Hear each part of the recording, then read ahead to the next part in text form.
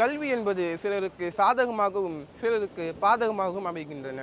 இமாம் கௌசுல் ஆலம் ரலியல்லாஹு அன்ஹு அவர்கள் தன்னுடைய உபதேசத்திலிருந்து ஒரு உபதேசமாக கூறி காட்டுகின்றார்கள். இல்முக யுனாதிக் யா குலாம், இல்முக யுனாதிக். இல்மு என்பது கல்வி என்பது உண்மை அழைக்கின்றது. அன உஜ்ஜத்துன் லக்க, அன உஜ்ஜத்துன் அலைக்க இல்லம் தஅமல் பி. நீ என்னை கொண்டு அமல் செய்யவில்லை என்றால் நான் உனக்கு பாதகமாக அமைவேன். வ உஜ்ஜத்துன் லக்க, நான் உனக்கு சாதகமாகவும் அமைவேன். இல்லம் தஅமல் இன் அமில் தபி, நீ என்னை கொண்டு அமல் செய்தால் நான் உனக்கு சாதகமாகவும் அமைவேன். எனவேதான் நபி ஸல்லல்லாஹு அலைஹி வஸல்லம் அவர்கள் கூறி காட்டுகின்றார்கள், யஹ்திஃபுல் இல்மு பில் அமல்.